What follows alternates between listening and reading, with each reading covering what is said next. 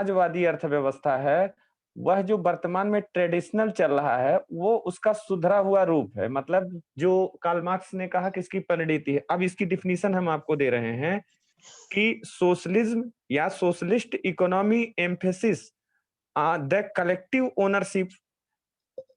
Ownership का मतलब क्या हुआ कि कल हमने बताया था कि जो प्रोडक्शन और प्रॉपर्टी यानी प्रॉपर्टी और एसेट्स हैं, इन पर कहीं न कहीं जो समाजवादी अर्थव्यवस्था में है, इनका अधिकार होता है। लेकिन ध्यान रखिएगा, लेबर पे अधिकार नहीं होता। क्लियर? लेबर में कौन आ जाएगा? लेबर में अगर देखा जाए तो आईएएस से लेके और एक प्यून तक आ जाएगा। अब जो कम्युनिज्म है, उसमें क्या कह रहा है कि उसमें कह रहा है कि communist economy advocate the state ownership of all property included labor and absolute power to state in running the economy। यानी कि दोनों में थोड़ा सा अंतर है। क्या? कि जो समाजवादी अर्थव्यवस्था है वह प्रॉपर्टी और एसेट्स के ऊपर अपना अधिकार रखती है, यानी सार्वजनिक स्वामित्व उस पे भी होता है। लेकिन जो कम्युनिस्ट है उसमें प्रॉपर्टी और एसेट्स के साथ-साथ लेबर के ऊपर भी क्या है? स्टेट का क्या हो जाता है? अधिकार रहता है। ध्यान रखिएगा 3 चीज़। कल यही चीज़ें हम डिस्क्राइब कर रहे थे कि जैसे हमने बोला था कल कि अगर कोई व्यक्ति 8 घंटे कार्य करता है, तो बस थोड़ा-सा अंतर है क्या? कि अगर कोई व्यक्ति 8 घंटे कार्य करता है और अगर उसे मजदूरी लेनी है, तो वह जो समाजवादी अर्थव्यवस्था है, उसमें वह कानून का सहारा ले सकता है। और जो कम्युनिस्ट वाला सिस्टम है, उसमें ये कहता है कि स्टेट जो है वो एसेट्स, प्रॉपर्टी और इंक्लूडेड लेबर, यानी उसमें लेबर को भी इंक्लूड कर दिया जाता है कि उस पे भी अधिकार, होल सोल अधिकार होता है किसका? उसका होता है कम्युनिज्म का, जिसे साम्यवादी अर्थव्यवस्था कहा जाता है।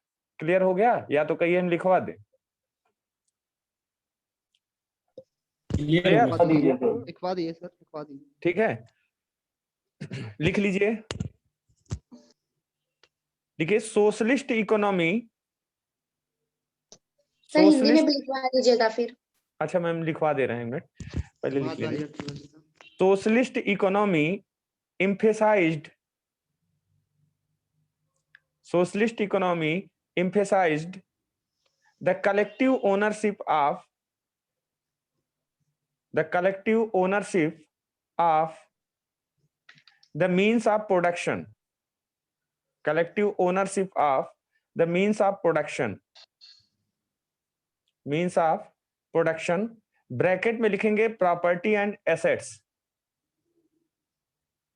प्रोडक्शन के बाद ब्रैकेट में लिखेंगे property and assets,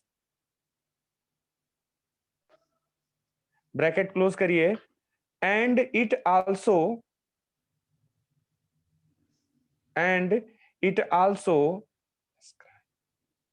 ascribed, ascribed a large role to the state in running the economy,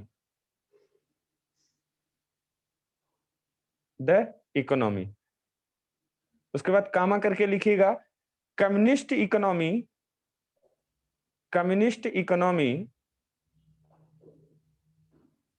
economy advocate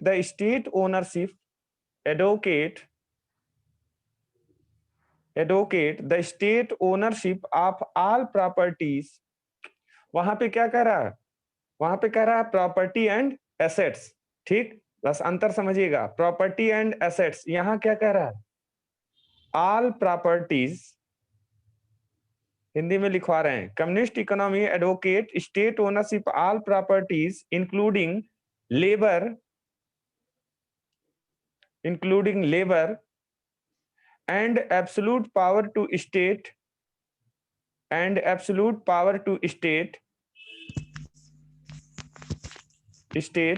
in running the economy,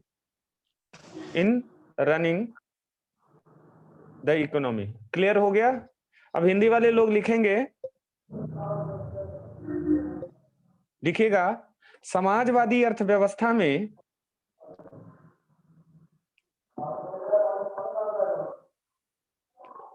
Samajwadi अर्थव्यवस्था में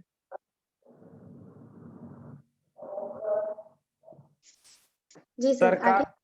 सरकार का अधिकार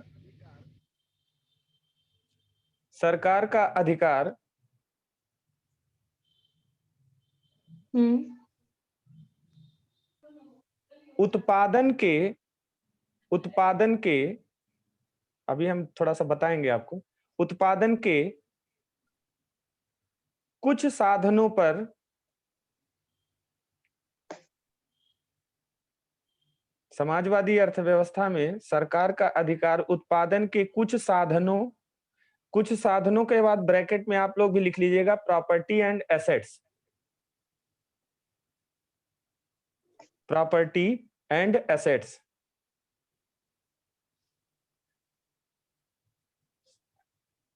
कुछ साधनों पर अधिकार होता है।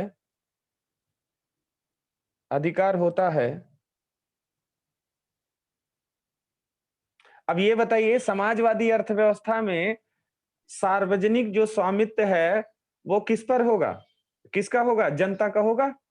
Yes sir. हाँ ठीक है, तो अब ये बताइए, अगर आपने कोई प्राइवेट फर्म खोली है तो क्या उस पर अधिकार सरकार का है? अगर आप समाजवादी अर्थव्यवस्था में अपने पैसे लगा नहीं अगर नहीं कोई फर्म खोली है तो क्या उस पे सरकार का अधिकार है? नहीं। नहीं सर। ठीक है, तो इसका मतलब कि जो प्राइवेट चीजें हैं वो बच जाती हैं। अब देखिए, अब आगे लिखेगा उसी में, किंतु साम्यवादी अर्थव्यवस्था में, अंग्रेजी वाले ध्यान दीजिएगा, क्या कह रहा है? All properties. जी सर, एब्सोल्यूट पावर स्टेट के पास। हाँ, किंतु साम्यवादी अर्थव्यवस्था में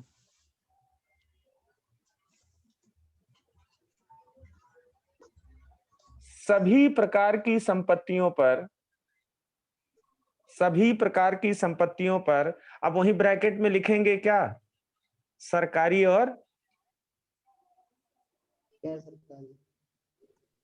और प्राइवेट, निजी। हाँ निजी भी लिख सकते हैं। अब भाई प्राइवेट हम थोड़ा सा बोल दिए।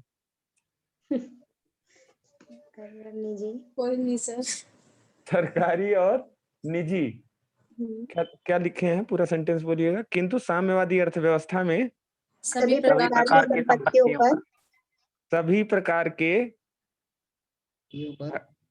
सरकारी और निजी, हाँ सभी सरकारी और निजी दोनों ब्रैकेट में रख दीजिएगा। सभी प्रकार के सभी प्रकार की संपत्तियों पर सरकार का नियंत्रण होता है। हाँ, सभी प्रकार की संपत्तियों पर सरकार का नियंत्रण होता है। क्लियर हो गया? यस जी सर। ठीक है, अब देखिए अली बाबा गायब हो गए हैं। जय अकबर। आप जब लिखवा रहे थे इंग्लिश में तो आपने लेबर और श्रम की भी बात कुछ कही थी, वो हिंदी में तो कहीं आया नहीं। तो हमने अच्छा लिख लीजिए यहाँ पे, आप श्रमिक भी डाल लीजिए उसमें। हमने ऑल प्रॉपर्टीज बोला है, सभी संपत्तियां, तो मानव भी तो एक संपत्ति है। हाँ हाँ ठीक है, बट आप जब इंग्लिश में लिखा रहे थे ना, तो मैंने सुना था कि आपने डिडक्ट किया था स्पेशली श्रम वर्ड को, कि लेबर बस नहीं रहेगा, बाकी सारे साधन रहेंगे। इसके लिए मैंने पूछ लिया। तो सर कहाँ पे डालना है ये? हाँ, जहाँ पर वह संपत्ति लिखे हैं सरकारी, निजी तथा वहां पर लेबर भी डाल दीजिए। ओके, क्लियर हो गया ना? हाँ जी सर। ठीक है, अब देखिए जो आपने बोला था कार्ल मार्क्स की बात, कार्ल मार्क्स ने कहा था कि socialism was a traditional stage of communism. Clear? यानी कि उसने कहा था कि जो सोशलिज्म है वो क्या है? एक ट्रेडिशनल व्यवस्था है। किसकी? कम्युनिज्म। मतलब कि कम्युनिज्म अगर देखा जाए, क्या मानव हित में अच्छी है? नहीं है। तो इसका मतलब कि अगर देखेंगे कि socialism was the traditional stage of communism, तो कहीं ना कहीं कम्युनिज्म से थोड़ा सा अच्छा जो स्टेज है वो किसका है? सोशलिज्म का। तो हमारे भारत में जो अर्थव्यवस्था है वो समाजवादी तो है नहीं, लेकिन समाजवादी के लक्षण हैं। Yes sir. ठीक है, क्योंकि भारत की इकोनॉमी कैपिटलिस्ट और सोशलिस्ट दोनों है। दोनों को मिला दिया गया है। तो कहा जाता है कि मिक्स्ड इकोनॉमी यानी कि it's a combination of government and private sector, that is called mixed economy. यानी कि इसमें प्राइवेट सेक्टर के भी कुछ गुण होंगे और गवर्नमेंट के भी कुछ गुण होंगे। तो समाजवादी अर्थव्यवस्था जो है हमारे यहाँ तो है नहीं, समाजवादी अर्थव्यवस्था वहां थी कहाँ पर, रशिया में, यूएसएसआर। ठीक है। अब हाँ यूएसएसआर, और उसके बाद अब देखिएगा कि अगर कहीं ना कहीं देखा जाए कि उसी के कारण बट गया, अगर अब देखा जाए तो पुतिन भी तो लगातार देख रहे हैं आप, बार बार पुतिन का नाम आता है, राष्ट्रपति बनते जाते हैं। तो रसिया में भी कम्युनिज्म है, लेकिन बस उसका लेवल थोड़ा सा डाउन है, और चाइना में कम्युनिज्म का लेवल थोड़ा क्या है, हाई बड़ा है, है। ठीक है। अब देखिए कि अगर आप देखेंगे तो शी जिनपिंग ने अपने आप को कर दिया कि जब तक हम जिंदा रहेंगे तब तक राष्ट्रपति रहेंगे, राजतंत्र दिख रहा है। तो पुतिन ने क्या किया, पुतिन अब रिटायर हो रहे हैं, तो उन्होंने क्या कर दिया कि संविधान में संशोधन करवा के प्रधानमंत्री को सारी पावर दे दी। अब प्रधानमंत्री वही करेगा जो राष्ट्रपति क्या है, चाहेगा। तो इसका मतलब कि वो अपने किसी चाहने वाले को बनाएंगे, और जो चाहने वाला होगा वो पुतिन का ही, समझ लियो कि जैसे like as a Manmohan Singh, Sonia Gandhi, yes sir. ठीक है। तो वही कंडीशन होगी, चलेगा पुतिन का ही शासन। तो वहां पर लेकिन क्या है कि थोड़ा सा कम है कम्युनिज्म, लेकिन चाइना में थोड़ा सा क्या है, ज्यादा है। मुद्दा ये है। अब जैसे जहां से यहाँ किसान आंदोलन हो रहा है, अगर अर्थव्यवस्था ये होती हमारी कम्युनिज्म, तो टांग के उठा ले गए होते सब। लेकिन यहाँ क्या, सुप्रीम कोर्ट आ गई बीच में कि हम रोक देंगे, बिल्कुल, क्योंकि लोकतंत्र सबसे बड़ा भारत ही है। तो आप लोगों का ये क्लियर हो गया होगा, तो आगे बढ़ा जाए। Yes sir. अब आइए मिश्रित अर्थव्यवस्था, मिक्स्ड इकोनॉमी में। देखिए अब यहाँ पर एक व्यक्ति का नाम आएगा मिश्रित अर्थव्यवस्था में, जिसका नाम है जॉन मेनार्ड कीन्स। आप लोग सबसे पहले लिख लीजिए, John Maynard Keynes, John Maynard Keynes.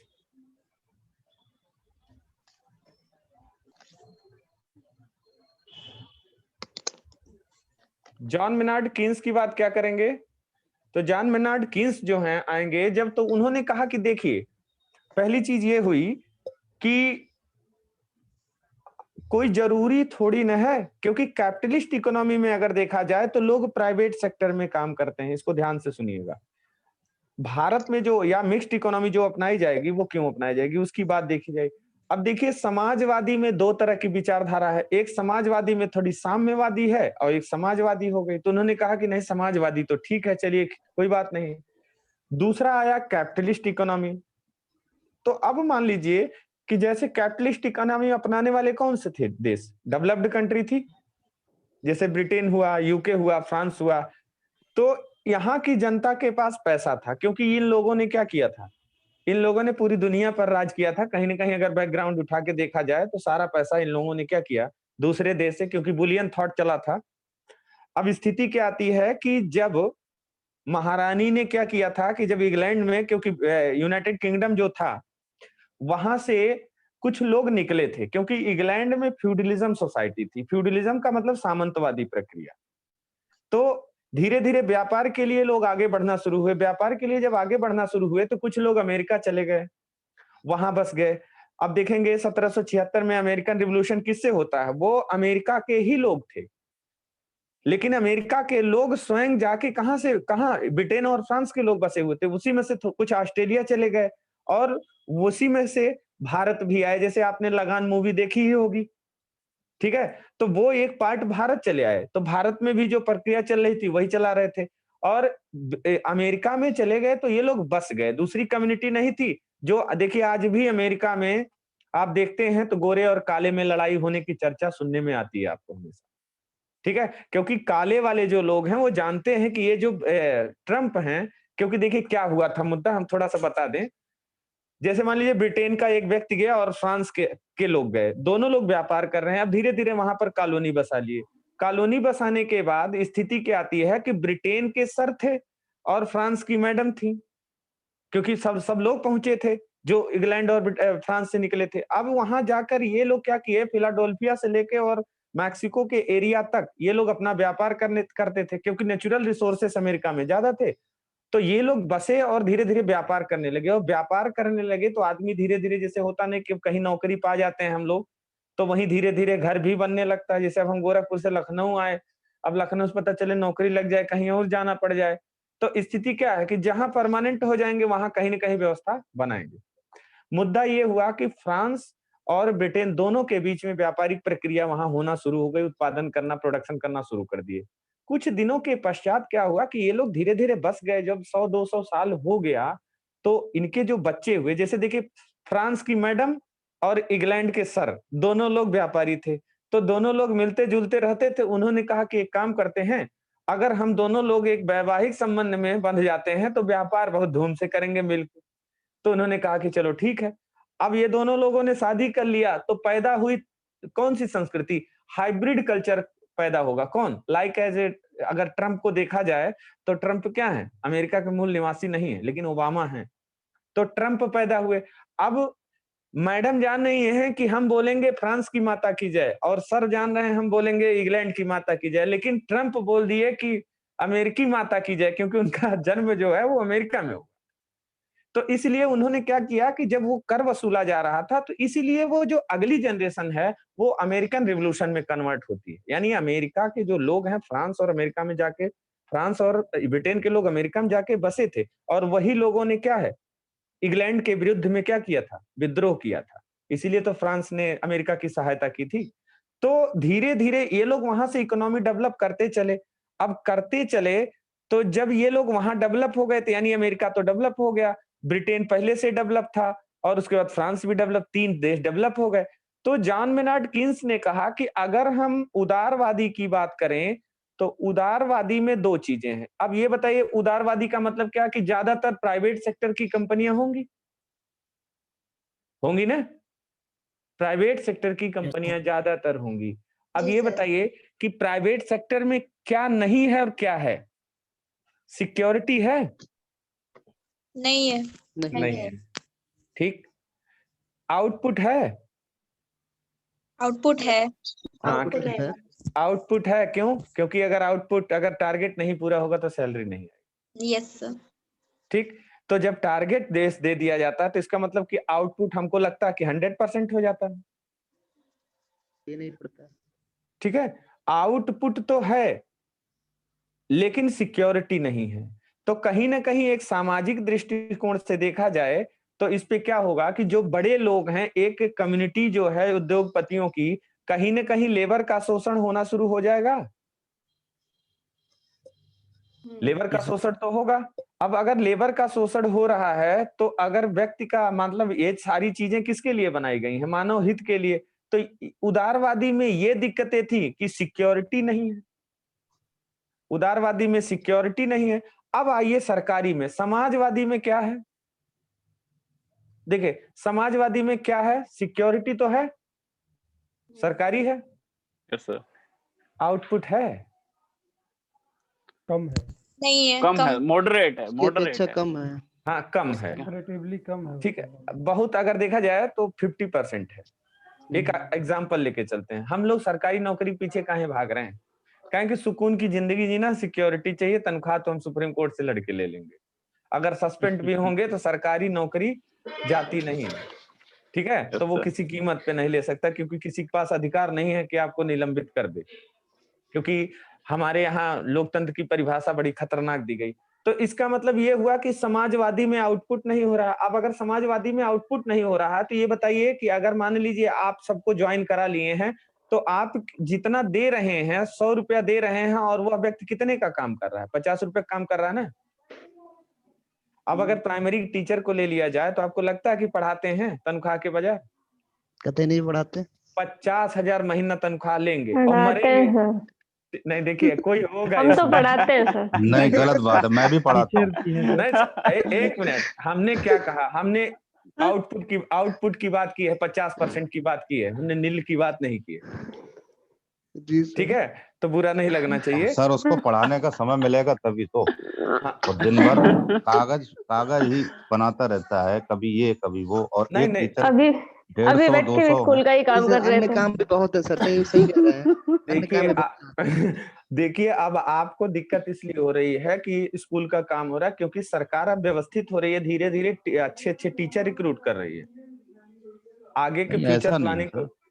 मेरे बैच में भी सभी अच्छे आए थे और 12 साल 13 साल मुझे भी हो गए सर। नहीं नहीं, देखिए मेन चीज ये है कि हमने क्या कहा है कि हमने कहा समाजवादी अर्थव्यवस्था में, जो सरकारी अर्थव्यवस्था में, उसमें आउटपुट 50% है ना। तो आप 50% में अपने को मानिए कि हाँ आप लोग मिलके 50% दे रहे हैं ना। सर नहीं सर, यहाँ दोषी सरकारी नीतियाँ हैं। फिर वही बात, हम लोग सर 100% नहीं, हम लोग 100% लोगों दे रहे से हैं, नीतियाँ 200% नीतियाँ लिया गलत जाता है। है। तो आप ही कुछ इंटेलिजेंट लोगों के कारण तो 50% आउटपुट आ रहा है, 100% नहीं है ना। हम आपकी पर्टिकुलर बात थोड़ी कर रहे हैं, आप 100% दे रहे होंगे, लेकिन जितने लोग हैं, जितने टीचर हैं, हमको नहीं लगता कि जितना रिक्रूटमेंट हो रहा है उतना स्कूल में उस बच्चे भी होंगे।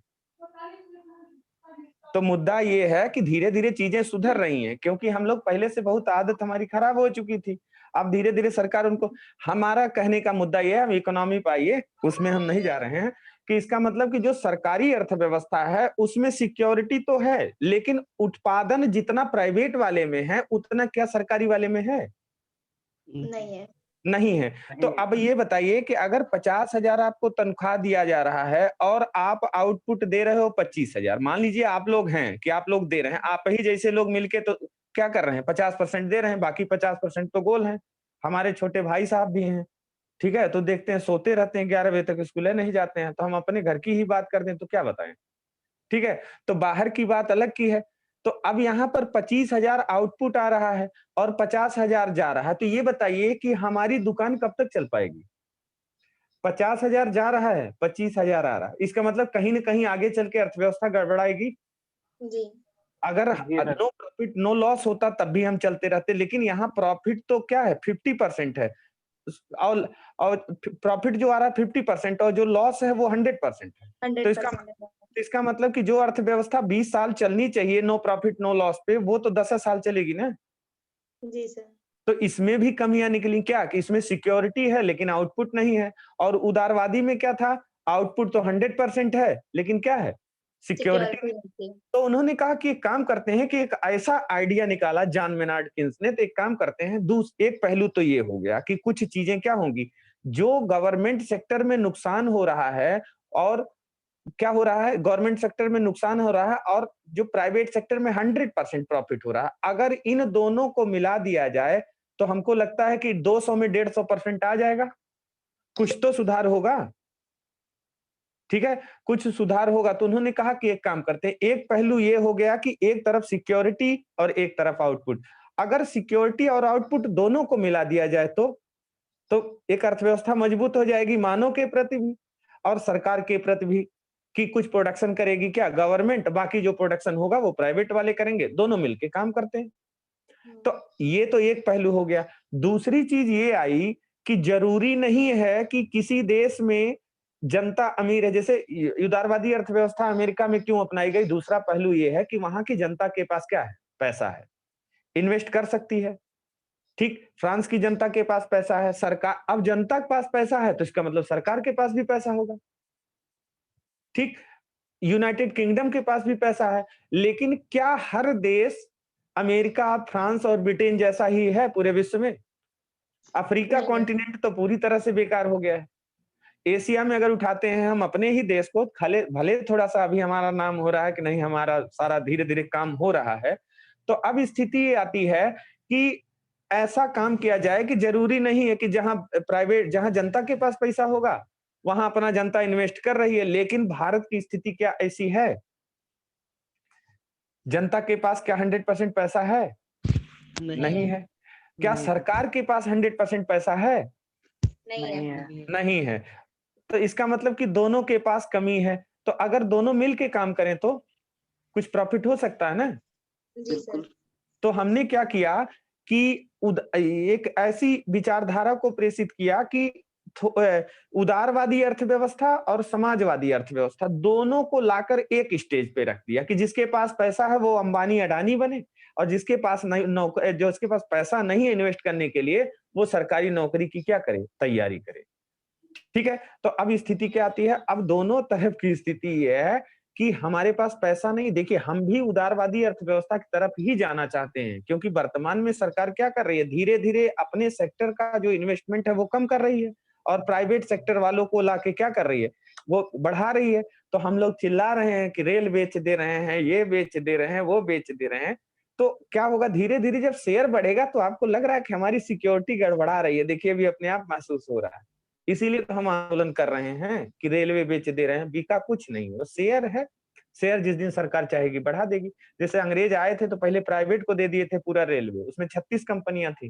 उन्होंने कहा कि ठीक है, जिस दिन तुम्हारा प्रॉफिट पूरा हो जाएगा उस दिन हमको बेच देना, हम तुम्हारा खरीद लेंगे। जैसे टोल टैक्स वाला भी वही मुद्दा है कि रोड बनवा देती है और उसके बाद वो वसूल लेती है। जिस दिन उसका पूरा पैसा प्रॉफिट सहित निकल गया उस दिन टोल समाप्त हो जाएगा। तो सरकार को इसमें क्या है कि दूसरे काम में दिमाग नहीं लगाना पड़ रहा, सरकार अपनी व्यवस्था देख रही है, एक काम चल रहा। तो मुद्दा यही आया कि तो क्लियर हो गया कि मिक्स्ड इकोनॉमी में क्या होगा, it's a combination of government and private sector, that is called mixed economy. लिखिएगा मिश्रित अर्थव्यवस्था। मिश्रित अर्थव्यवस्था में लिखिएगा it's a combination of government and private sector. It's a combination of government and private sector. लिखिएगा मिश्रित अर्थव्यवस्था में, मिश्रित अर्थव्यवस्था में, मिश्रित अर्थव्यवस्था में समाजवादी तथा उदारवादी दोनों प्रकार की अर्थव्यवस्थाओं के गुण पाए जाते हैं। दोनों प्रकार के अर्थव्यवस्थाओं के गुण पाए जाते हैं।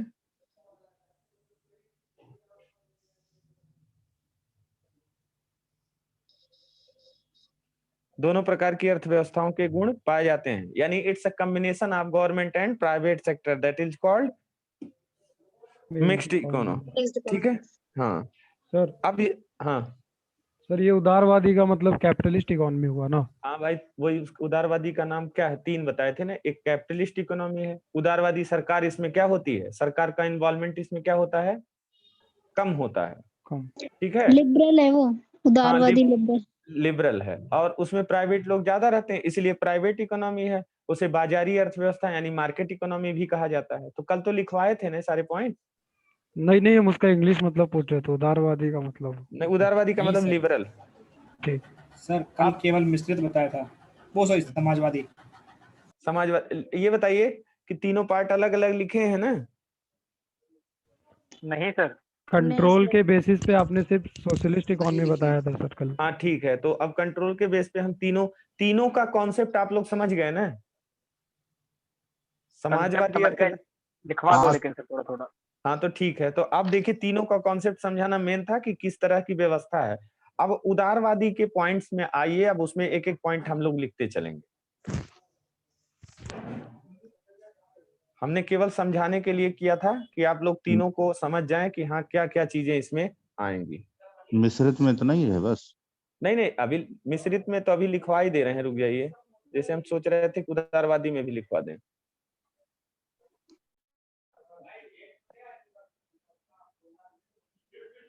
चलिए मिश्रित में, अब देखिए उदारवादी में हम लिखेंगे पहली चीज, पहले आप लोग हेडिंग डाल ही लीजिए उदारवादी के लिए। अब इसमें जो जो पॉइंट्स हैं जो कि आपके एग्जाम के पॉइंट ऑफ व्यू से इंपॉर्टेंट हैं उसको हम लिखवाएंगे। जी सर। चलिए अब आप लोग खुद भी लिखेंगे उदारवादी अर्थव्यवस्था। उदारवादी अर्थव्यवस्था को 3 नामों से जाना जाता है। हिंदी वाले लोग लिखेंगे उदारवादी अर्थव्यवस्था आबलिक निजी अर्थव्यवस्था आबलिक बाजारी अर्थव्यवस्था, liberal, private and market economy. Sir Hindi में एक बार और रिपीट कर दीजिए प्लीज। हाँ ठीक है, पहली है क्या, उदारवादी अर्थव्यवस्था। पहले उदारवादी लिख लीजिए, आप लिख करके निजी लिख लीजिए, फिर आप लिख करके बाजारी अर्थव्यवस्था। एक पूंजीवादी होती है सर, वो कौन सी होती है? पूंजीवादी भी तो यही है, निजी है, बाजारी है, कैपिटलिस्ट है, पूंजीवादी भी यही है। देखिए लिबरल का मतलब क्या है, अभी जो चारों वर्ड लिखवा रहे हैं अभी इसका हम मतलब बताएंगे। देखिए पहला नाम है उसका लिबरल इकोनॉमी, हिंदी वाले लोग सीक्वेंस से ध्यान रखें। लिबरल का मतलब उदारवादी अर्थव्यवस्था। दूसरा है प्राइवेट इकोनॉमी, यानी निजी अर्थव्यवस्था। तीसरा है कैपिटलिस्ट इकोनॉमी, पूंजीवादी अर्थव्यवस्था। चौथा है मार्केट इकोनॉमी यानी बाजारी अर्थव्यवस्था। 4 प्रकार के नाम हैं। अब आपको सारे से अवेयर रहना, क्योंकि एग्जाम में चारों में से कोई पूछ देगा। क्लियर हो गया? Yes sir. Yes sir, yes sir, clear. आगे बढ़। अब इसमें पॉइंट्स लिखिए। अब ये देखिए पहला वर्ड क्या लिखा आप लोगों ने? उदारवादी। उदारवादी। उदारवादी का मतलब क्या होता है कि हम क्या रहेंगे, हम ज्यादा उसमें रोक टोक नहीं करेंगे। उदारवादी यानी कि ज्यादा हस्तक्षेप नहीं करेंगे। लिखिएगा इसमें जरा, लिखेंगे, लिखिएगा। आधुनिक अर्थशास्त्र के पिता के रूप में जाने जाने वाले, अंग्रेजी वाले थोड़ा कन्वर्ट करके लिखते रहेंगे, जहां टेक्निकल वर्ड होगा हम बोल देंगे। आधुनिक अर्थशास्त्र के पिता के रूप में जाने जाने वाले, नहीं तो अगर दिक्कत हो तो बताइए, बोल देंगे, बिल्कुल संकोच ना करिएगा आप लोग। बोल दें? नहीं सर, उतना तो कर लेंगे। The capitalist form of economy has its origin in the framework of Adam Smith, The Wealth of Nation. आधुनिक अर्थशास्त्र के पिता के रूप में जाने जाने वाले Adam Smith, Adam Smith, Adam Smith ने इस अर्थव्यवस्था में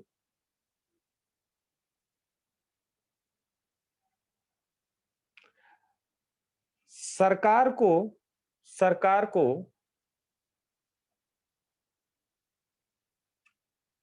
इन्वर्टेड कामा में रखेंगे ये वर्ड, हस्तक्षेप की नीति, लेजेस फेयर मेथड। अंग्रेजी वाले लोग ध्यान रखें, जो टेक्निकल वर्ड होगा वो हम बता देंगे।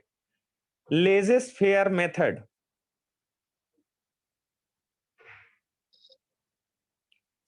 हस्तक्षेप की नीति को अपनाने का, इन्वर्टेड कामा क्लोज कर दीजिएगा, को अपनाने का सुझाव दिया।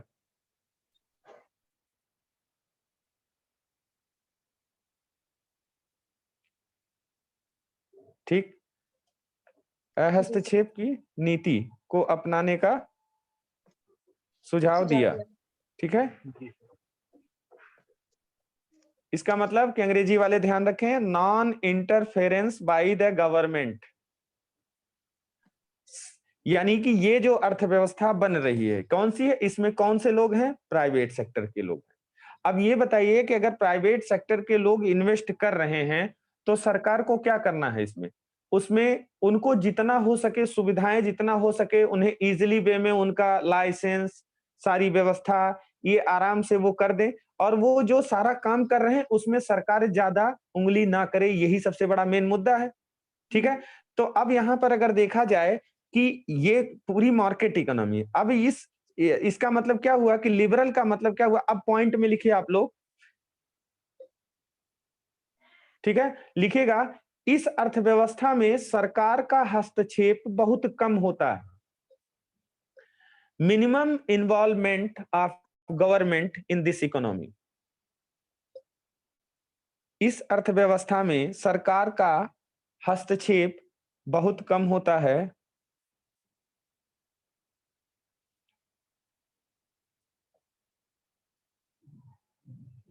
हो गया सर। ठीक है, अब अगर मान लीजिए सरकार का हस्तक्षेप बहुत कम होगा तो प्रभावकारी भूमिका में कौन होगा? आप म्यूट हो गए हैं सर। निजी कंपनी सर, प्राइवेट सेक्टर, उद्योगपति लोग जो उत्पादन कर रहे हैं। हाँ, तो दूसरा पॉइंट लिखिएगा, इसमें बाजारी शक्तियां प्रभावकारी भूमिका निभाती हैं।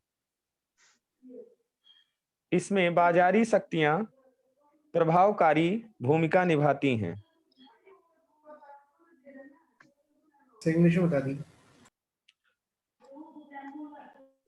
Effective role of private sector.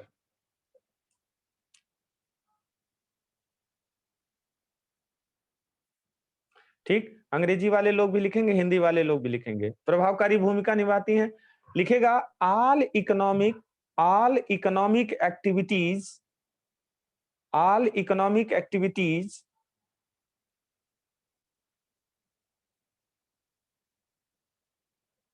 controlled by private sector.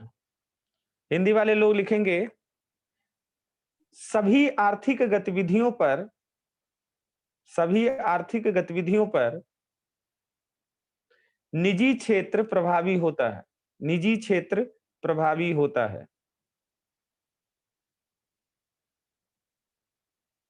निजी क्षेत्र प्रभावी होता है।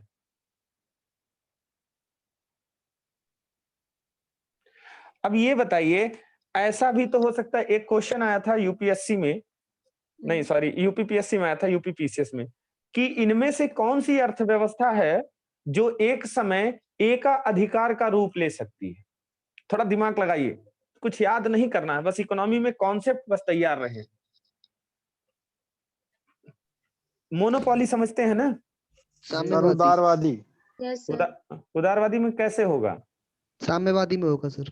फिर एक और है, साम्यवादी तो ऑलरेडी है ही, उसको तो कह ही नहीं सकते आप, उसमें तो सरकार का कंट्रोल है। उदारवादी में इस प्रकार से होगा कि क्या होगा कि सर जब सारे बिजनेसमैन के हाथ में एक ही चीज का कंट्रोल आ जाएगा तो अपने हिसाब से रेट सेट करने लग जाएंगे वो लोग, और जब अपने हिसाब से रेट सेट करने लग जाएंगे तो हो गया कंट्रोल। बिल्कुल। देखिए क्या होगा कि जब एक दिन प्राइवेट सेक्टर के लोग, ढेर सारे लोग इन्वेस्ट करते जाएंगे, ये भी तो हो सकता है कि ये सारे प्राइवेट सेक्टर के जितने उद्योगपति हैं एक दिन अपनी एक कम्युनिटी बना लें। बिल्कुल। और अगर कम्युनिटी बना लें तो इसका मतलब कि उन्होंने डिसाइड कर दिया, क्योंकि आप एक चीज जानते हैं कि परफेक्ट कंपटीशन ही सबसे बेटर होता है। जैसे मान लीजिए कि कोई एक व्यक्ति टमाटर बेच रहा है और आप जानते हैं, आप जाते हैं कि 50 रुपए किलो टमाटर बिक रहा है मान लीजिए, और आप मार्केट में गए, तो आप देखते हैं कि कम से कम 100 लोग टमाटर बेच रहे हैं और एक चिल्ला रहा है 50 रुपया, तो दूसरा हमको मालूम है कि ये होगा कि दूसरा वाला अगर प्रॉफिट हो रहा होगा तो 45 रुपए चिल्लाएगा कि नहीं चिल्लाएगा? चिल्लाएगा। ठीक है। उसके बाद तीसरा हो सकता है कि 40 बोलेगा, हो सकता है चौथा 35 बोलेगा, मतलब एक दाम तक। लेकिन अगर मान लीजिए ये सारे टमाटर वाले मिल जाएं एक में और उन्होंने चिल्लाना शुरू कर दिया 200 रुपए किलो, अब आपके पास कोई ऑप्शन नहीं है, क्योंकि जहां जा रहे हैं आप क्या हो रहा है, एक ही रेट है। एक ही रेट है। तो आप अभी 50 रुपए में 1 किलो खरीद के लाए। अब यहाँ पर मुद्दा ये हो गया कि उनको मालूम है कि 200 किलो टमाटर बिकेगा दिन भर में, और लेकिन हम लोग अपना रेट नहीं तोड़ेंगे, तो स्थिति आती है कि यहाँ पब्लिक दिक्कत में आ जाएगी कि नहीं आ जाएगी? हाँ जी सर, आ जाएगी। ठीक है। तो उदारवादी में कमी है जी सर। भविष्य के लिए क्या लॉन्ग टर्म के लिए सुरक्षित है? नहीं है। नहीं है। तो इसीलिए आलोचना हुई, तब दूसरी अर्थव्यवस्था की बात आई। अब इसमें लिखिएगा कि इस प्रकार उदारवादी अर्थव्यवस्था उदारवादी अर्थव्यवस्था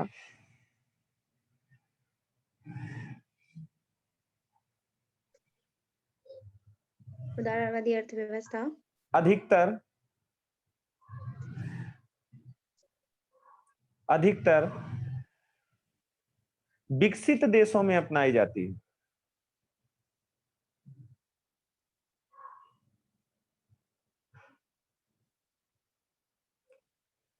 ठीक है। यानी लिबरल इकोनॉमी जो है वो अधिकतर यूज होती है कहां पर? डेवलप्ड कंट्री में। क्यों यूज होती है हमने आपको बताया भी, क्योंकि वहां के लोगों के पास क्या है? पैसा है। ठीक है। हाँ, तो इसमें मैं आप लोग एग्जांपल क्या लिखेंगे, कौन कौन से देश? यूएसए, ब्रिटेन और फ्रांस, 3 लिख लीजिए। यूएसए, ब्रिटेन और फ्रांस। यूएसए, ब्रिटेन और फ्रांस। समाजवादी अर्थव्यवस्था, दूसरी हेडिंग डालिए तुरंत, सोशलिस्ट इकोनॉमी। समाजवादी कल लिखाया था आपने, पूरा जैसे पॉइंट नहीं लिखे थे, बोलिए तो हम फिर आगे बढ़े। इसमें लिखाया था सर आपने कि इसकी अवधारणा जो है कार्ल मार्क्स ने दी थी। हाँ। और मैं सरकार का आधार मतलब जो है वो मतलब देश के लोग यानी कि जनता होती है। सरकार राज्य का अधिकतम नियंत्रण होता है। निजी क्षेत्र सरकारी क्षेत्र के सहायक के रूप में कार्य करता है। हाँ, तब लिखवाए हैं, तब इसको छोड़ दीजिए, तब आगे चलिए। जी सर। ठीक है, क्योंकि अब मिश्रित अर्थव्यवस्था सर का ये पूरा नहीं लिखवाए सर, एक बार एक ही दो पॉइंट चाहे तो बढ़वा दीजिए इसमें, अगर एक दो पॉइंट तो लिखे हुए एक दो पॉइंट हो तो सर बढ़वा दीजिए। अब देखिए जस्ट अपोजिट करिए किसका, लिबरल का जस्ट अपोजिट करिए। देखिए आपने क्या नहीं लिखा है उसमें, जो कि पूंजीवादी अर्थव्यवस्था में आपने लिखा है। इसमें क्या होगा, सरकार का नियंत्रण क्या होगा, अधिक होगा, अधिकतम। हाँ अधिकतम होगा, ठीक है। और उसके बाद जो राज्य की सारी इकोनॉमिक एक्टिविटीज होती हैं उसको रेगुलेट कौन करेगा, सरकार करेगी, ठीक। उसके बाद उसमें देखिए और क्या है एक्स्ट्रा कैपिटलिस्ट वाले में, बाजारी शक्तियों की प्रभावी भूमिका लिखवाई थी, वो तो बताई थी आपने। सभी आर्थिक गतिविधियों पर निजी क्षेत्र का प्रभाव, हाँ तो इसमें सरकारी क्षेत्र का प्रभाव रहेगा और निजी क्षेत्र सहायक क्षेत्र के रूप में रहेंगे। हाँ बस, अब उससे ज्यादा क्या लिखेंगे। अब इसमें तो केवल विशेषताएं बताने वाले थे सर आप इसकी विशेषताएं क्या बताएं, विशेषताएं तो सब बता दिए हैं। समाजवादी अर्थव्यवस्था में राज्य एक महत्वपूर्ण शक्ति होती है जो राज्य की समस्त आर्थिक गतिविधियों को नियंत्रित तथा निर्देशित करती है, यानी कि यह उत्पादन के साधनों पर सार्वजनिक स्वामित्व की संकल्पना लेकर चलती है। इसमें बाजार की शक्तियां क्या होती हैं, नियंत्रण में होती हैं। कल सारी चीजें लिखवा दिए थे आप, एग्जाम्पल लिखवा दिए थे आप ऑलरेडी। हाँ ठीक है। अब इसी में सोशलिस्ट इकोनॉमी और कम्युनिज्म वाला डिस्कस हो गया था, इसलिए इसको हम एलोबरेट कर दिए थे सर। ठीक है। अब इसका एग्जाम्पल आप लोग में लिखे होंगे, यूएसएसआर, ठीक है यूएसएसआर, यस सर। हाँ, और हमने मिश्रित अर्थव्यवस्था लिखवाया है ना भी, यस सर, ठीक है। एक लाइन, हाँ तो मिश्रित अर्थव्यवस्था में आप लोग एक पॉइंट लिखे। अब आगे लिखिए, इसमें मिश्रित अर्थव्यवस्था में लिखे होंगे कि इसमें समाजवादी तथा उदारवादी दोनों प्रकार की अर्थव्यवस्थाएं की विशेषताएं पाई जाती हैं। हाँ सर, एक पॉइंट लिखा है। हाँ, दूसरा पॉइंट लिखेगा इसमें। अब देखिए दो मुद्दा है यहाँ पर, थोड़ा समझिए तब लिखते हैं। पहले इसमें एक लाइन लिखिए, उसके बाद हम इसको डिस्क्राइब करते हैं। लिखिएगा इसमें निजी तथा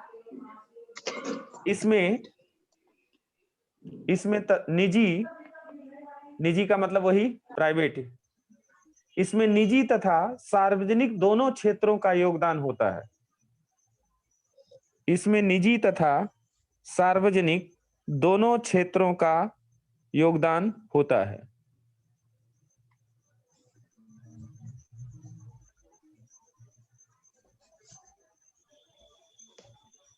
किंतु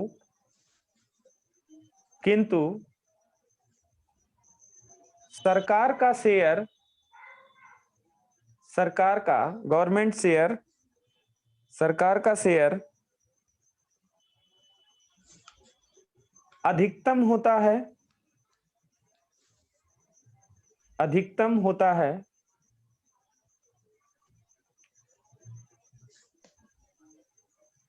ठीक है। अब देखिए यहां पर रुकिए, यहां कह रहा है कि it's a combination of government and private sector, यानी कि इसमें समाजवादी और प्राइवेट दोनों क्षेत्र मिलकर काम करते हैं, यानी दोनों इकोनॉमी मिलकर काम करती है। लेकिन अगर ये ऐसा काम करती है तो हमने क्या कहा लास्ट में कि इसमें सरकार का शेयर क्या होता है, ज्यादा होता है। जैसे आप देखते हैं कि इसमें क्या है, मैक्सिमम क्या है, मान लीजिए सरकार के पास 60% है, प्राइवेट के पास कितना है, 40%। यहां तक हो सकता है कि सरकार के पास 51 रहेगा और प्राइवेट के पास कितना 49 रहेगा। 1% हमेशा ज्यादा रहता है। इसका रीजन क्या है, रीजन ये है, होल्डिंग रहेगी। हाँ क्यों रहेगी, उसका रीजन ये है कि कुछ ऐसे प्रोडक्ट, कुछ ऐसे कार्य होते हैं जिन्हें प्राइवेट हाथों में नहीं छोड़ा जा सकता है। जैसे परमाणु का रिसर्च करना, ठीक है, और ऑर्डिनेंस फैक्ट्री है, नहीं तो प्राइवेट वाले पा जाएंगे तो पता चले कि इस समय बेरोजगारी की स्थिति चल रही है, तो पता चले सरकारी की जगह बंदूक पीछे सप्लाई करने लगेंगे, बम भेजने लगेंगे। तो दिक्कत क्या हो जाएगी कि जो कल्चरल हार्मोनी है वो ना बिगड़े, उसको मेंटेन करने के लिए, यानी कहीं ना कहीं सामाजिक सुरक्षा के दृष्टिकोण से, सोशल सिक्योरिटी के दृष्टिकोण से कुछ ऐसे सेक्टर सरकार स्वयं अपने हाथ में लेके चलती है, जो कि क्या है कि प्राइवेट को नहीं दिया जा सकता। क्यों लेके चलती, क्लियर हो गया, ठीक है। Yes sir.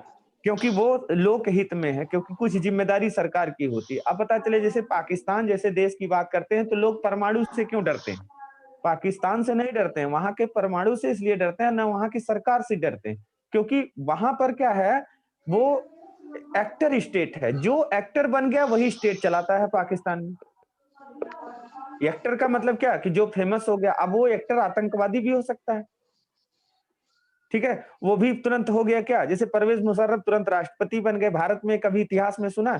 और भारत स्टेट एक्टर है, यानी जो स्टेट पे बैठेगा वही एक्टिंग करेगा, ठीक। और पाकिस्तान क्या है, एक्टर स्टेट है, यानी जो एक्टर बन गया वही देश चला सकता है, और भारत क्या है, स्टेट एक्टर है, जिसको स्टेट पे बिठाया जाएगा वही क्या है, देश चलाएगा। तो अब अगर पाकिस्तान में हमको सरकार से भी क्यों डर है, क्योंकि पाकिस्तान की सरकार अपने हथियारों और सारी चीजों की सुरक्षा इतनी अच्छी तरीके से नहीं कर पा रही। अगर मान लीजिए वो परमाणु हथियार अगर आतंकवादियों को मिल जाए, तो आपको लगता है कि खतरा नहीं है? वो तो फोड़ देंगे, वो पाकिस्तान में फोड़ देंगे, उनसे क्या मतलब है? बिल्कुल ठीक है। तो अब यहाँ पर मुद्दा ये आता है कि सरकार कुछ सामाजिक सुरक्षा के दृष्टिकोण के कारण कुछ शेयर एक्स्ट्रा अपने पास रखती है, जिसके कारण हमेशा क्या है, प्राइवेट सेक्टर के पास सरकार से हमेशा कम शेयर रहता है। लेकिन ध्यान रखिएगा कि सरकार क्या कर रही है, धीरे धीरे अपने शेयर को क्या कर रही है, कम कर रही है। कुछ क्षेत्रों में ऐसा नहीं है कि परमाणु रिसर्च में प्राइवेट वालों को शेयर दे रही है, रेलवे में क्यों कर रही है, क्योंकि हम भी तो चाहते हैं, क्योंकि हम मैक्सिमम प्रॉफिट अगर कमाना चाहते हैं तो हमको किस इकोनॉमी की तरफ बढ़ना पड़ेगा, उदारवादी। तो हम धीरे धीरे भारत की अर्थव्यवस्था किधर जाने का प्रयास कर रही है, कैपिटलिस्ट इकोनॉमी। कैपिटलिस्ट इकोनॉमी क्यों जाने का प्रयास कर रही है, समझ रहे हैं ना सर? एक और चीज भी है सर जी, आप लोग चाहते हैं कि बेटर फैसिलिटीज हो, वो सब हो, गवर्नमेंट करेगी तो वो उनके लिए कॉस्टली, प्रॉफिट भी नहीं हो पाएगा, कॉस्टली होगा। तो जैसे लग्जरियस चीज है वो प्राइवेट वालों को दे दिया है, तो गवर्नमेंट उससे भी प्रॉफिट कमाएगी और वो मेंटेन भी अच्छा कर लेंगे। तो बिल्कुल कर लेंगे, तो क्या बुरा है? नहीं सर, बिल्कुल बुरा नहीं है। नहीं बुरा है। हम क्यों डर रहे हैं? सर बुरा है सर। देखिए आ गए, बोलिए sir. Sorry to interrupt you, but the thing is like yes it's बहुत ज्यादा बुरा है सर, क्योंकि इससे करप्शन इंडिया में जहां पर बहुत ज्यादा हो सकता है और होता है, रियल में होता है, जहां पर हर एक छोटी छोटी कंपनियां प्रोजेक्ट के नाम पर बहुत सारा सरकार का पैसा गबन करके ले जाती है, तो वो एक तरीके से ये अर्थव्यवस्था के लिए ही खतरा है। हाँ ठीक है, बुरा है सर। चलिए ठीक है, लेकिन अगर वो ले जाती हैं और जब इस तरह से ढेर सारी प्राइवेट कंपनियां इन्वॉल्व होंगी, तो आपको नहीं लगता है कि सरकार पॉलिसी न्यू बनाएगी? बनाएगी सर, लेकिन सर इसी अजय भाई, ये सर आपकी बात रोकी है। वैसे प्राइवेट सेक्टर में फैसिलिटीज ज्यादा है, इसमें कोई डाउट नहीं है। ठीक है, चलिए दोनों लोगों की बात सही है, लेकिन देखिए आप एक जगह रह सकते हैं, एक जगह रहना चाहते हैं, तो अगर मान लीजिए हमेशा ऐसे रहेंगे तो हम लोग हमेशा इसे स्वास्थ्य, शिक्षा और उसके लिए लड़ते रहेंगे ना। अगर हम प्राइवेट सेक्टर में, अब ये देखिए, अब आपको एग्जांपल हम बताएं कि जब हमारा देश आजाद हुआ तो 3 बैंक थे, कौन कौन से? इंपीरियल बैंक बना था, स्टेट बैंक ऑफ इंडिया, ठीक है, आगे हम लोग देखेंगे। तो 3 प्रेसिडेंसी थी अंग्रेजों की, एक बंगाल प्रेसिडेंसी, एक मद्रास प्रेसिडेंसी, एक बंबई प्रेसिडेंसी, ठीक है। तो तीनों जगह इन लोगों ने क्या किया था, प्रेसिडेंशियल बैंक खोला था, एक बैंक ऑफ बंगाल, एक बैंक ऑफ मद्रास, एक बैंक ऑफ बंबई। 1921 में क्या किया गया कि इन तीनों को मिलाकर एक बैंक बनाया गया, जिसे कहा गया इंपीरियल बैंक ऑफ इंडिया, ठीक। अब जब भारत आजाद हुआ 1947 में, तो 1947 में स्थिति क्या आती है कि स्टेट बैंक ऑफ इंडिया उसे नाम दिया गया उसके पहले ही। तो अब ये बताइए कि उसके बाद धीरे धीरे बैंकों का क्या करना शुरू कर दिया गया? बहुत आवाजें आ रही है, म्यूट कर लीजिए प्लीज। ठीक है, तो देखिए क्या हुआ कि इसका मतलब क्या हुआ कि जैसे धीरे धीरे छोटे छोटे साहूकार हर जगह, अब देखिए bank of Baroda, Punjab national bank हैं, उसके बाद जितने दुनिया भर के बैंक थे, आजादी के बाद स्थिति क्या बनती है कि ये छोटे छोटे बैंक प्राइवेट ही तो थे। ये जो छोटे छोटे बैंक थे, पंजाब नेशनल बैंक है, इलाहाबाद बैंक है, ये सब आजादी के बाद एक ओनर के द्वारा चलाए जा रहे थे। तो ये 50 सालों में अपनी ब्रांचेस हर जगह क्या चुके थे, फैला दिए थे। अब ये बताइए, सरकार आजाद हुई जब, तो इनका अगर राष्ट्रीयकरण कर रही है, ये प्राइवेट थे, इनका अगर राष्ट्रीयकरण कर रही है, तो इनका ये देखिए पहले प्राइवेट थे, अब इनका राष्ट्रीयकरण कर रही है, तो इसका मतलब कि राष्ट्रीयकरण करने का मतलब क्या हुआ कि इनकी ब्रांच ऑलरेडी स्टेब्लिश है, ठीक है, बस उसे हम क्या कर लें, ओन कर लें। तो इसका मतलब कि सरकार ने ओन कर लिया तो हर जगह तक उसकी पहुंच सुनिश्चित हो गई ना।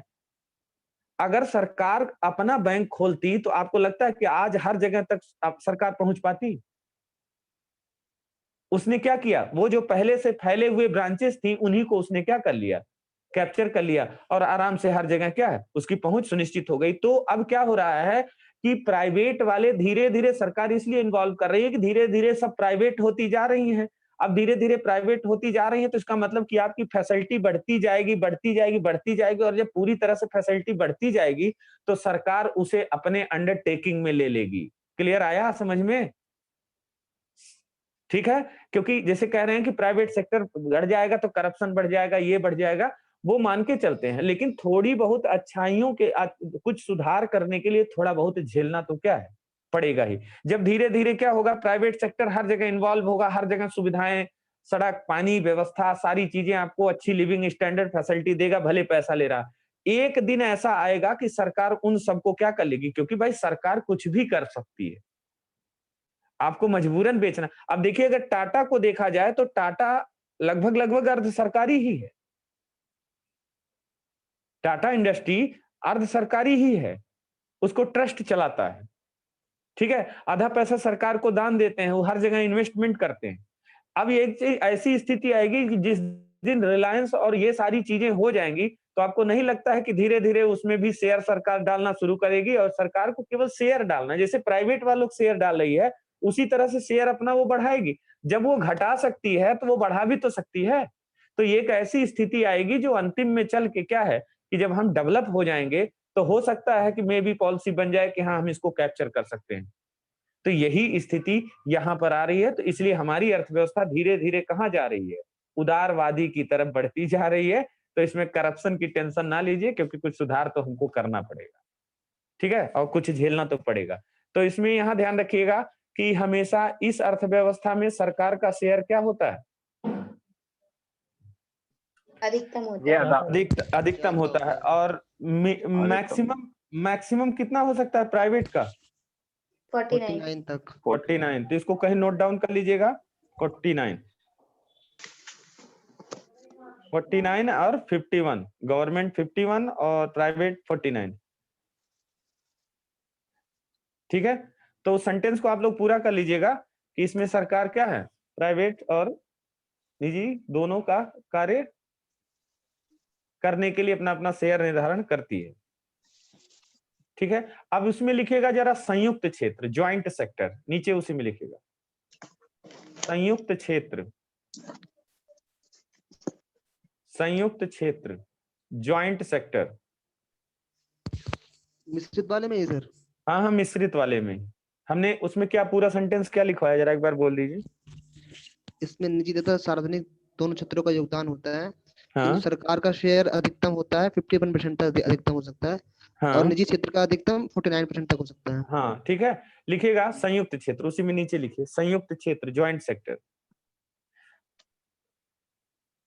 हम इकोनॉमी नहीं लिखवा रहे हैं, ध्यान लिखिए, यहाँ पे क्या लिख रहे हैं आप, सेक्टर, यानी कुछ लिखेगा, कुछ ऐसे क्षेत्र होते हैं, कुछ ऐसे क्षेत्र होते हैं, कुछ ऐसे क्षेत्र होते हैं जहां सरकार और निजी क्षेत्र का, जहां सरकार और निजी क्षेत्र का share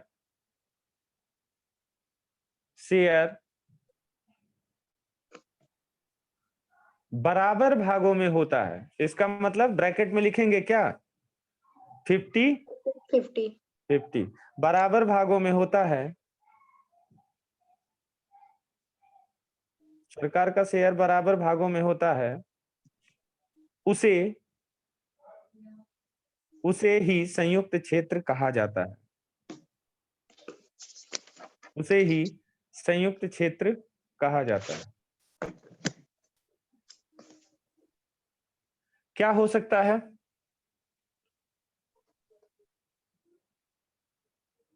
sir public private partnership में जो होता है जैसे कोई भी प्रोजेक्ट है, हाँ एयरपोर्ट बनाना है या ब्रिज बनाना है, तो मेट्रो हो गया, तो इसमें 50-50। हाँ, तो समझ गए ना कि मतलब कुछ ऐसे सेक्टर होते हैं, जैसे प्राइमरी सेक्टर भी हो सकता है, सेकेंडरी सेक्टर भी। ओवरऑल इकोनॉमी की बात नहीं हो रही है। जब वो क्वेश्चन उठाए कि मान लीजिए हम क्वेश्चन बता रहे हैं, देखिए कि एक ऐसी अर्थव्यवस्था जहां सरकार द्वारा किसी एक पर्टिकुलर क्षेत्र में प्राइवेट सेक्टर के साथ बराबर की हिस्सेदारी होती है, वह किस प्रकार की अर्थव्यवस्था के दायरे में आता है?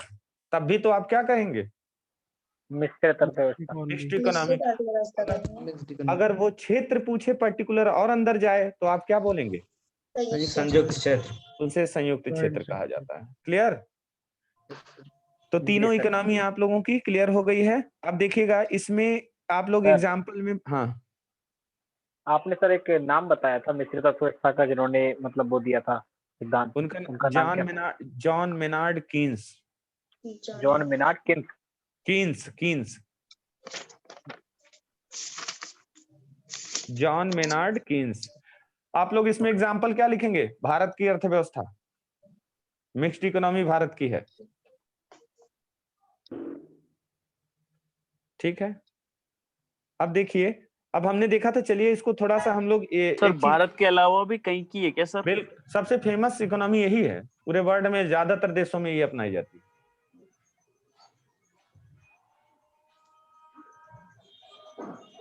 जैसे हमने आपको बता दिया क्या कि ब्रिटेन, फ्रांस और यूके, ये तीन में तो उदारवादी है, और रसिया में भी कम्युनिज्म है, समाजवादी तो है, उसके लक्षण है, कम्युनिज्म है। भारत में मिश्रित अर्थव्यवस्था है, यानी इसका मतलब अगर आप बांग्लादेश में भी देखेंगे तब भी क्या है? मिश्रित अर्थव्यवस्था है। पाकिस्तान में भी तो मिक्स्ड इकोनॉमी है, ठीक। और उसके बाद अन्य जो देश हैं हर जगह। तो आपको देखिए सबसे सुटेबल कौन सी है? मिश्रित अर्थव्यवस्था है। तो ये सबसे फेमस, पॉपुलर अगर आपसे पूछे तब भी आपकी मिश्रित अर्थव्यवस्था ही आएगी, ठीक है। तो ये हमने देख लिया दो चीजें। अब आप लोग तुरंत हेडिंग डालिए कि विकास के आधार पर वर्गीकरण, विकास के आधार पर अर्थव्यवस्था का वर्गीकरण। अभी तक हम लोग किस आधार पर पढ़ रहे थे? नियंत्रण के आधार पर। नियंत्रण के आधार पर। विकास के आधार पर वर्गीकरण, बेस ऑन डेवलपमेंट, विकास के आधार पर वर्गीकरण।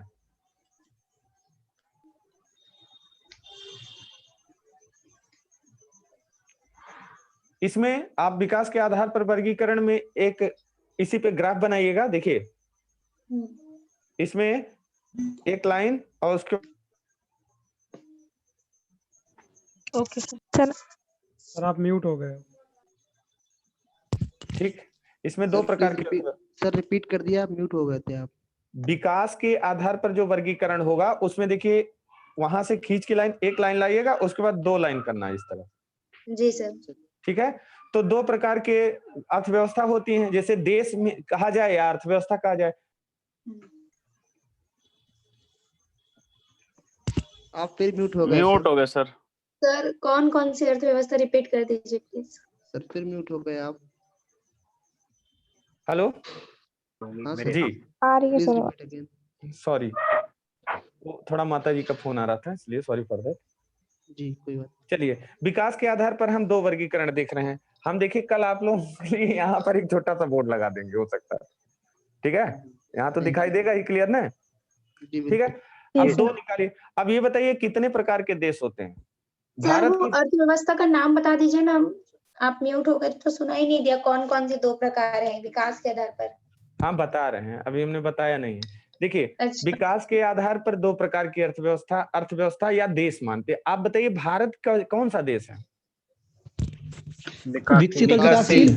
विकासशील, ठीक है। तो हमने कहा ना कि विकास के आधार पर अर्थव्यवस्था दो प्रकार की होती है। कौन कौन सी? मुख्यतः एक विकासशील होता है और एक विकसित होता है, ठीक है। लेकिन अब एक नई अवधारणा आ गई है जिसमें आ रहा है क्या? अल्प विकसित, अल्प विकासशील। चार सेट ले लिए हैं, लेकिन हमने सिर्फ दो सेट लिया है कि हम एक पहला पहलू देखेंगे, दूसरा पहलू देखेंगे।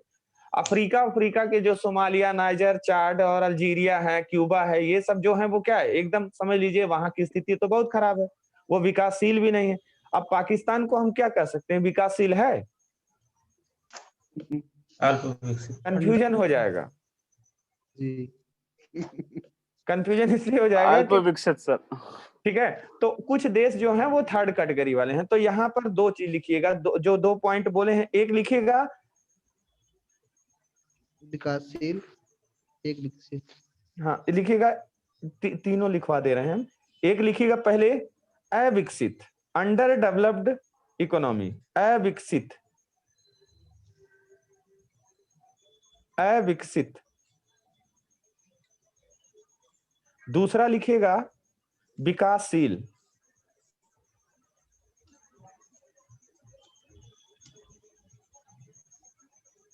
ठीक है। विकासशील को आप लिख करके लिखिएगा अल्प विकसित, बस ध्यान रखिएगा कंफ्यूजन थोड़ा होगा आप लोगों को, भी हम क्लियर कर रहे हैं।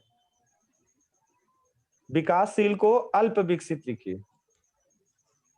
Less developed and developing economy, अल्प विकसित का होगा लेस डेवलप्ड और विकासशील का होगा डेवलपिंग इकोनॉमी। और तीसरा क्या पहलू बचा है? विकसित, डेवलप्ड इकोनॉमी।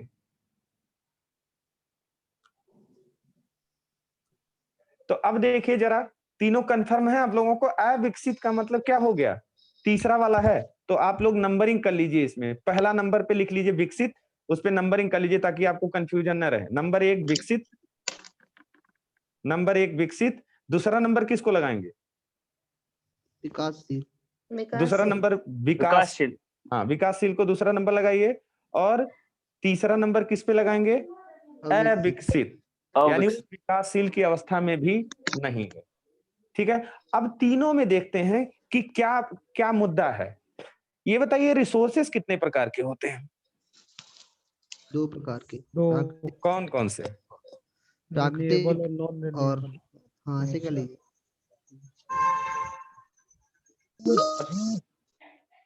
नीचे लिखिए, आप लोग लिखिएगा संसाधन। संसाधन मुख्यतः 3 प्रकार के होते हैं। रिसोर्सेस मेनली 3 टाइप्स,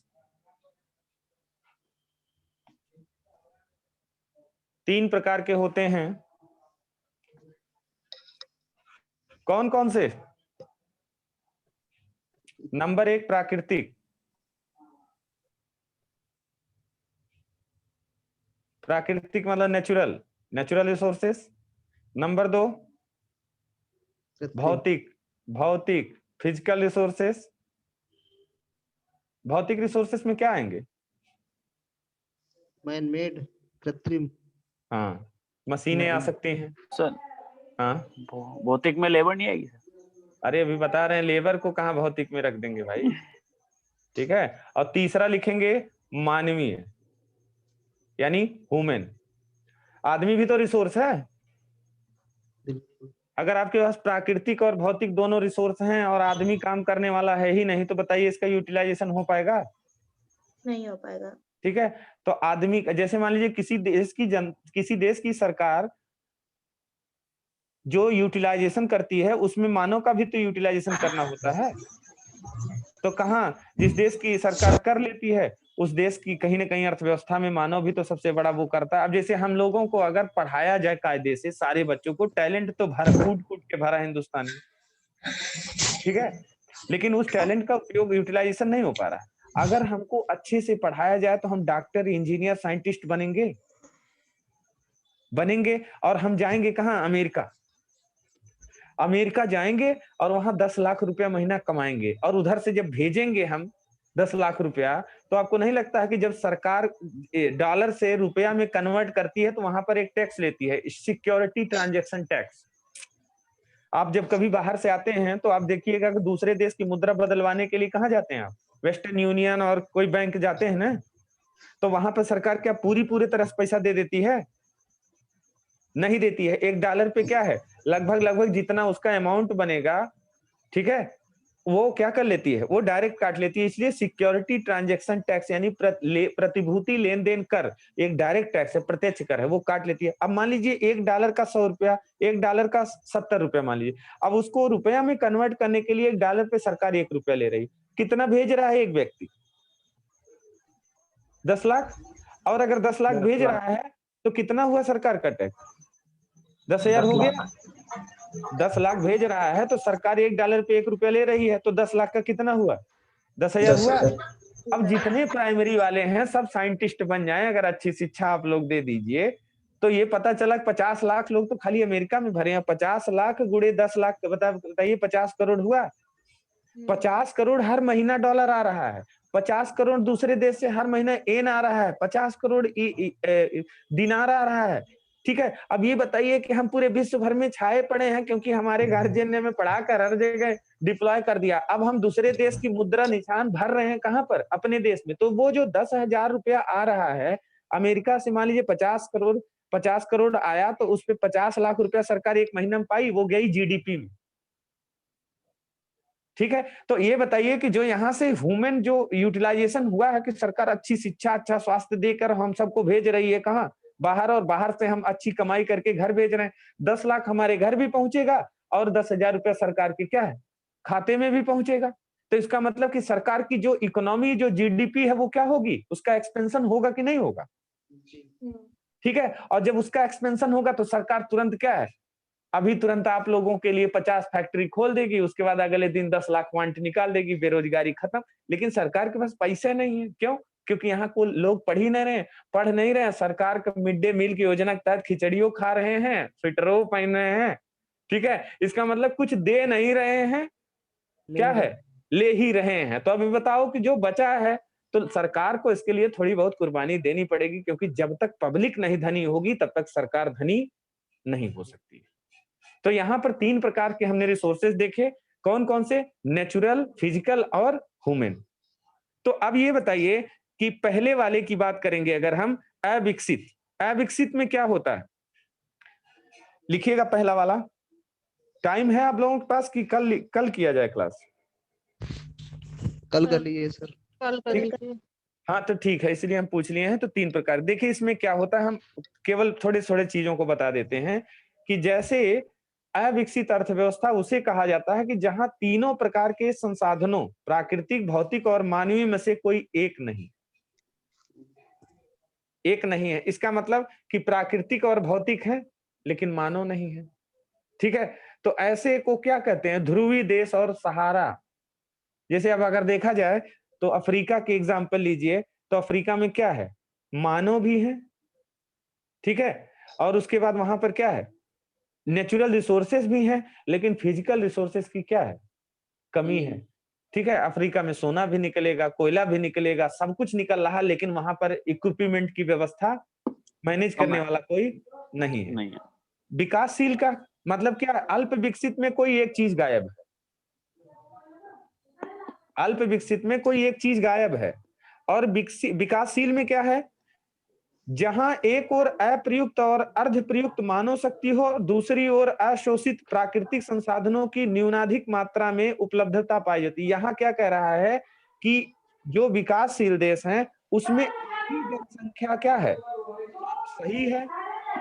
ठीक है, आधी जनसंख्या तो सही है, और जो प्राकृतिक संसाधन है वो उनकी संख्या थोड़ी सी क्या है? कम है। भारत में पेट्रोलियम का प्रोडक्ट नहीं पाया जाता है। भारत में सोने की खान ज्यादा नहीं है। भारत में सबसे ज्यादा कोयला और कच्चा लोहा निकलता है। जो अच्छी अच्छी चीजें हैं वो भारत में, यानी नेचुरल रिसोर्सेज जो हैं वो थोड़े से क्या है हमारे यहाँ? कम है। और मानव, अब यहाँ देखा जाए तो पढ़े लिखों और इंटेलिजेंट लोगों की संख्या भी थोड़ी क्या है? कम है। तो यानी कि कहने का मतलब क्या है कि प्राकृतिक संसाधनों की मात्रा में थोड़ी सी कमी, और जो ह्यूमन व्यवस्था है उसमें भी थोड़ी कमी है। तो है सब कुछ, फिजिकल भी है, नेचुरल भी है, लेकिन थोड़ा थोड़ा उसमें क्या है? कमी है। अब हम क्या कर दें? अगर जो मानव है उसको 100% फुलफिल कर दें तो भी तो हम विकसित की ओर भागेंगे। जो नेचुरल रिसोर्सेस हैं उनका हम अच्छी तरह से यूटिलाइजेशन कर लें तब। यानी कि यहाँ दोनों चीजों में कमी है। एक तो मानव में भी कमी है और प्राकृतिक संसाधनों में भी कमी है। लेकिन अविकसित में क्या था? वहां पर फिजिकल नहीं है। और यहाँ पर क्या है? भारत में अगर देखा जाए तो मानव के अंदर एलिजिबिलिटी की भी कमी है, क्योंकि शिक्षा का थोड़ा सा स्तर भी कम है, और हमारे यहाँ प्राकृतिक संसाधनों की भी कमी है। ठीक है, ये चीजें हो गई। तीसरी अर्थव्यवस्था क्या कहती है? विकसित अर्थव्यवस्था। यहाँ पर क्या हो रहा है, आप सीधा साधा एग्जाम्पल दे सकते हैं क्या? मानवीय, भौतिक, प्राकृतिक सभी प्रचुर मात्रा में उपलब्ध हैं, और उनका विधिवत समुचित क्या हो रहा है? प्रयोग हो रहा है। तो उस एग्जाम्पल में हम ले लें तो अमेरिका, ब्रिटेन, फ्रांस, ये तीनों अर्थव्यवस्थाएं आ जाएंगी। तो ठीक है, तो कल हम लोग इस पे कुछ पॉइंट्स नोट डाउन कर लेंगे। क्लियर है? सारे लोगों को समझ में आया?